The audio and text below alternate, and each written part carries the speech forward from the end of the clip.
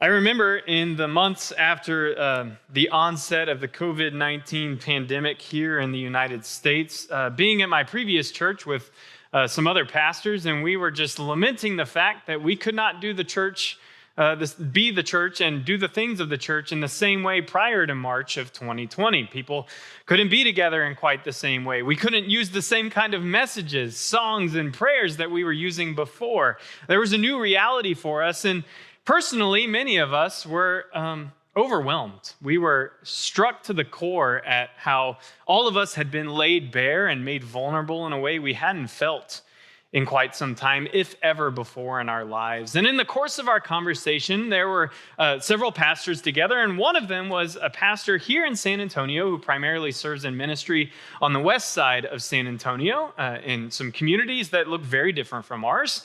And at some point, someone turned to her and asked her what her thoughts were on all that was going on, how it was affecting her community. And she had this to say: "For me and for us, my community I'm serving, for me and for us, it's just one more thing." And I remember being so struck by the simplicity and just the brutal honesty of her words. Because for me, this was not just one more thing. This was brand new, terrifying realization of coming into contact with something I couldn't protect myself from. I couldn't see or smell or defend against. It felt terrifying in those first few months of the pandemic. But for her, it was not scary. It was not surprising her, catching her off guard. Her words were coming from the life of someone who was already well acquainted with suffering. And all of us, the other pastors in the room, were handling this in a way that exposed our protection, our previous safety from any kind of danger or threat. How could she say such a stark and simple thing like, "For us and for me, it's just one more thing"? Was it because suffering was very much part of her everyday existence? I think so. I warned you, didn't I? I warned you last week that the next few weeks of Jesus' words in the assigned readings for the church calendar are not for the faint of heart. That Jesus turns from the present moment, from the joy of his presence, and he begins to look ahead to what's to come. And this passage in particular may leave us uneasy, like perhaps the COVID-19 pandemic did for some of us. Perhaps other experiences in our lives where we felt like the foundation under us shifted. We can no longer trust the things that we had counted on before for protection or for assurance or maybe even for hope and strength, that now it feels like the walls have come down, much like Jesus warns the walls of the temple soon will. But Jesus, he doesn't shy away from it, does he? These verses, these words from Christ to his disciples, they're just as stark. They're just as blunt as those words I heard that pastor say just a few years ago, that these things will happen. And yet, if you're anything like me, a Christian in modern day America, they leave me uneasy. I'm a little uncertain about this Jesus who all of a sudden is turning and speaking in this manner to me. How do I make sense of this with my experience in everyday life? The modern forms of Christianity here in America, at least the dominant ones that we're used to in our Western culture, don't have a way to reconcile with Jesus' words in Luke 21, because for most of us, we've been given a Christianity that seeks to avoid suffering at all costs. We think we can secure ourselves from it. We can buy our way out of it, do the right things for our health to keep us from it. But that's not the way Jesus speaks about suffering and how it will appear eventually in all of our lives. I don't know if you've ever had a conversation about suffering with somebody before as a Christian, but a lot of times the conversations I've had with people when they're going through suffering or we're witnessing suffering in the world, we either want to assign some kind of cause to it. Why is this happening? What did we do to deserve this? What did I do that brought this upon myself? Or we want to rationalize suffering. Well, this must be happening so that something good, something different might come because of it. Have you ever defaulted to one of those answers before when you've encountered suffering? You've thought about the cause for why you might be going through a hard thing or a hard time? I know that when national disasters have happened in this nation in recent history, you'll always get at least one Christian who's saying it's because of those people doing those things. That's why something bad happened to us as America. September 11th, Hurricane Katrina. You can remember the times when Christians have gone on national audiences and declared that it's because of those people doing those things that God is punishing us. Some Christians look for cause to attribute suffering as like a tool of vengeance that God is using to bring us back in line. But perhaps for many of us, we try to look for the silver lining in suffering instead. When we're going through something hard, either as an individual or maybe as a community, we try to look past the suffering in the present moment and we look to the future. What will I gain? What will be different about me or us because of this hard thing that's happening? Is God using this suffering as a tool to help me grow, to give me patience, to teach me to rely on God? We want to assign purpose to suffering. And I think both of these defaults, both of these tendencies, these reactions that we have as Christians in the West are both ways for us to avoid dealing with suffering. We try to get around it, skirt it. We try to make sense of it, to understand it so that we can stand over it and still be in control. Have you ever heard of the woman, Kate Bowler, who's a theologian, who's a professor at Duke Divinity School? And now she's kind of a famous Christian figure who's got a very famous podcast. She wrote a book a few years ago called Everything Happens for a Reason and Other Lies That I've Loved. Well, before she wrote that book, she wrote an op-ed in a famous newspaper here called Death, the Prosperity Gospel, and Me. Kate Bowler talks about how at the age of 35, she had just released a famous book, her first book, on the study of prosperity gospel churches in North America. And she had a great position at Duke Divinity School as one of the leading professors on the faculty. She has a child, is happily married, and at the age of 35, she's diagnosed with stage 4 liver cancer. And everything that she thought she believed about Christianity and all the ways she had critiqued other Christians for what they wrongly believed about Christianity came to the forefront in her life. You see, she spent all this time studying prosperity gospel churches, which is this way of believing the Christian faith where if you do the right things, if you believe with the authentic kind of faith, you can overcome any instance of suffering or perhaps even avoid it. And instead, you will be blessed. But what Bowler realized in her diagnosis was that the very things she critiqued about prosperity gospel churches, she implicitly believed as a Christian as well. That if she was faithful, if she did the right things, that things like a stage 4 cancer diagnosis when you're 35 just won't happen. And yet, they do. Things like this do happen all the time to all kinds of people, good or bad, righteous or horrible. Suffering happens to everyone. This is what she wrote in her article in the newspaper. The prosperity gospel has perfected a rarefied form of America's addiction to self-rule. And our addiction to self-rule denies much of our humanity, our fragile bodies, our finitude, and our need to stare down, at least once in a while, death, and to be filled with dread and wonder. So much of the Christianity we're exposed to here in this day and in this culture, so much of the Christianity we either explicitly or implicitly believe, trains us to think that suffering is optional, that it doesn't have to happen to you if you believe hard enough, if you give enough, if you serve enough, if you do all the right things that Jesus tells us to do, you can avoid suffering and live a blessed life. And that's why we have such a hard time with Jesus' words, like in Luke 21. Because for so many of us who spend so much time, energy, and effort trying to get away from suffering, Jesus says that if you are his disciple, suffering will come your way. It's a result of following Jesus. And that's a really terrifying notion to many of us, including me. That it just seems to be the way that things happen in this world. Not only natural suffering, but inflicted suffering by others. Here again, Jesus' words from Luke 21. When you hear of wars and insurrections, do not be terrified, but know this. First, they will arrest you and persecute you. They will hand you over, and you will be brought before kings and governors.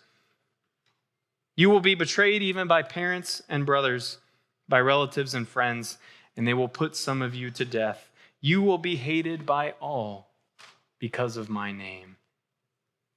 This is the word of God. Kind of hard for us to swallow. Jesus' words must have been of some comfort to the first generation of disciples who were surely going through some hard times, who were being kicked out of communities that they were once a part of, who were being abandoned by families because of their newfound faith and discipleship in this Messiah. But how do they resonate for us today? They can leave us uneasy. They can leave us feeling wobbly at the knees. But I think they also have a chance to liberate us, to set us free. The past couple of weeks, we've been talking about identity according to Luke's gospel. If you were here 2 weeks ago during All Saints Sunday, you heard the story of Jesus and Zacchaeus, the tax collector, the man who is a sinner, the man who is wealthy, the man who is short of stature, labeled in all kinds of ways, but only Jesus calls him by name. Jesus knows his true identity, just as he knows each of ours. Not all the things that others call us, not what we might refer to ourselves. He knows you. You.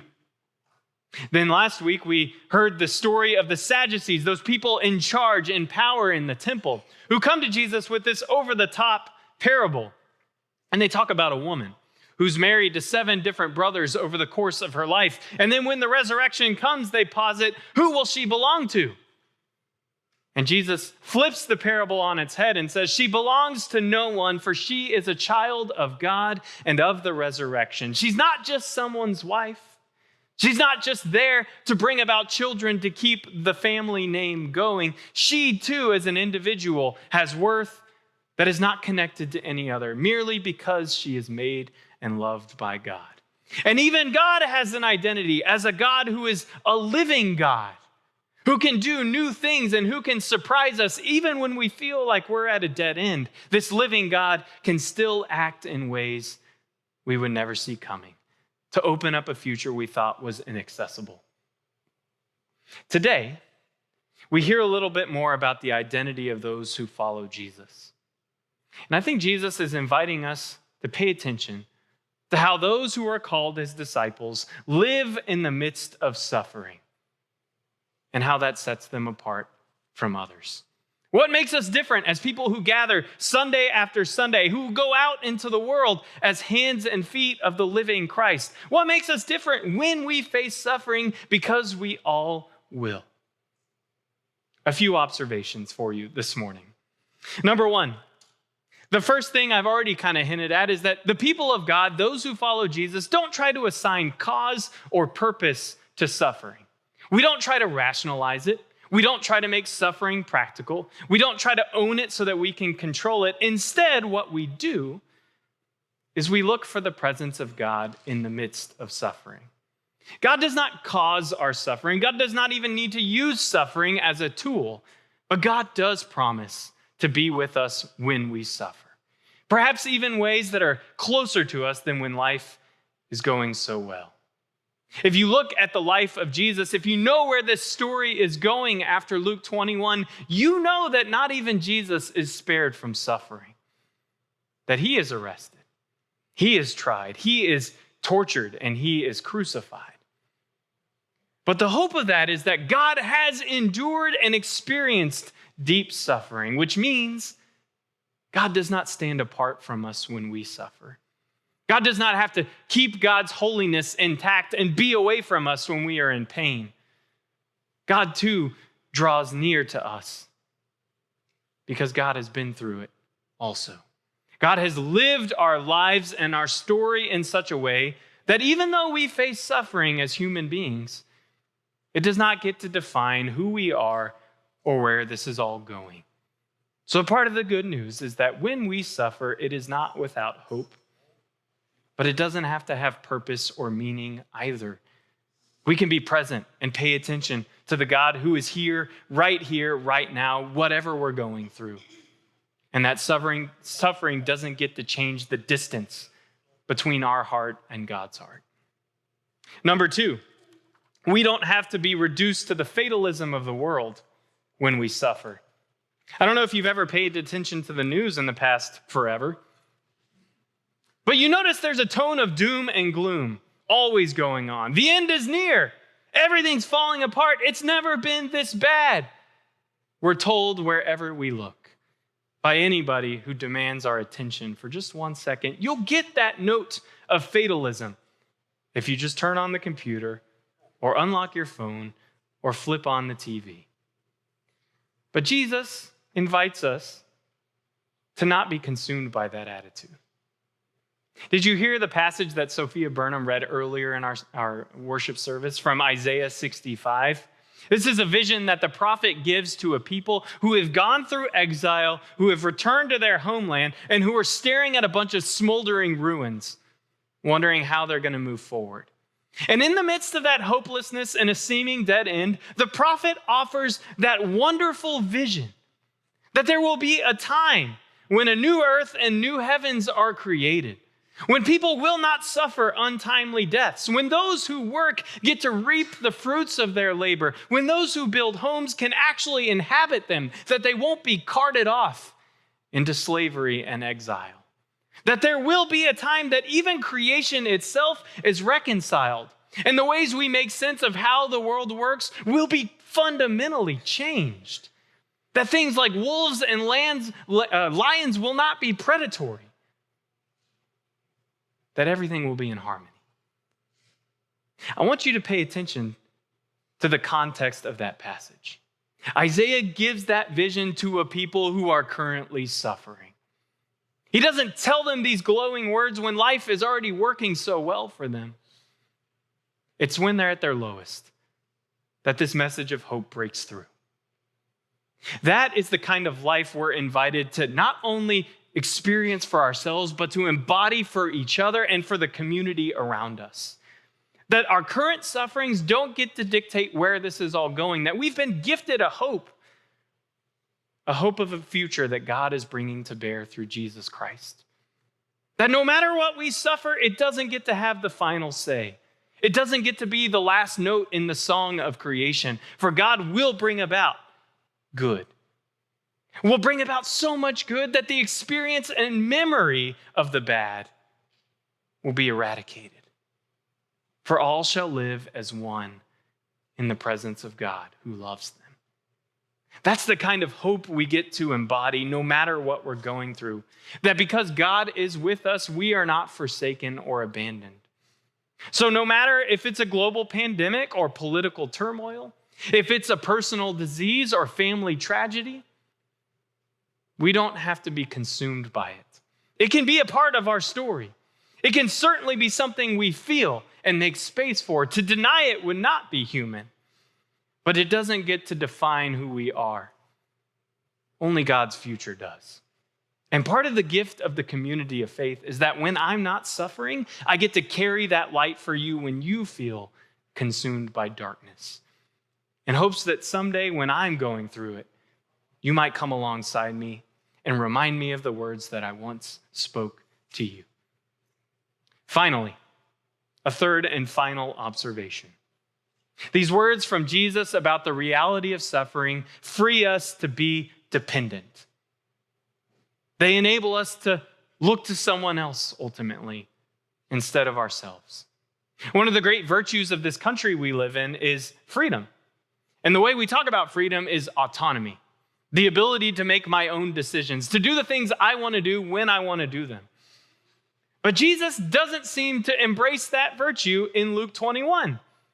When you are arrested and brought before the authorities, don't plan out your defense ahead of time. I don't think that's an advisable legal strategy. I'll defer to the lawyers here in the room. I don't think they'd want you to do that. But I think what Jesus is inviting us into is a posture of open-handedness, of looking beyond ourselves up to someone in our midst who's bigger, who holds the future, in a way that we can't possibly carry, who tells the story in such a way that when we think it's over, a new chapter is beginning. We are invited to be creatures and not masters. I will give you words and a wisdom. That's not just some kind of hocus pocus magic that Jesus is promising his disciples. He's calling them back to the story. Remember the story in which you've been shaped and formed, a story that is good news in the experience of suffering. Lean into that story. And even though it makes no sense to those who are putting you on trial, it is truer than anything else we can experience. Jesus invites us to be dependent, which is so challenging for us who want to control. I know I'm a control freak too. But when we are going through it, we're invited to look around and look up, to notice the God who promises to be with us and who promises a future that's greater than our present and who promises to never, ever let us down so that we too can say, it is well. It is well. As we come up on the season of Advent, I invite you to prepare yourself over the next couple of weeks by reflecting on a few questions. Think about the kinds of messages you're taking into your life on a regular basis, the voices you're listening to, the words you often hear or exchange with others. I want you to reflect on that. Ask yourself, does it lean into a posture of hope? Or does it feed into the fatalism of our culture and society? Does it bring life? Or does it encourage death? Does it allow you to actually recognize suffering for what it is and yet not be overcome by it? Or is it just a way we continue to avoid the pain that is all around us, a way to inoculate ourselves by being cynical or by being negative so that we might put up that wall? But friends, I want to leave you with words from a person who was much more faithful, much wiser than I could ever be. The late Pope Francis in 2022 spoke these words at a worship service for the annual day known as World Day of the Poor, which is recognized today on this Sunday. 3 years ago, Pope Francis said this: "Let us not listen to prophets of doom. Instead, let us bear witness. Let us light candles of hope in the midst of darkness. Let us seize opportunities to bear witness to the gospel of joy. Let us commit ourselves courageously to justice, the rule of law and peace, and stand at the side of the weakest. A disciple of the Lord Jesus Christ should not yield to resignation or give in to discouragement. For our God is the God of resurrection and hope, who always raises up." Amen. Thank you for listening to this episode of Weekly Teaching. To watch the full live stream of this worship service, you can view all archived streams at the Alamo Heights UMC YouTube channel. If you have any questions, email us at podcasts@ahumc.org. That's podcasts@ahumc.org. You can also visit our website, ahumc.org, anytime. Any related links are also in this episode's show notes. Again, thank you so much for being a listener. We truly appreciate your time.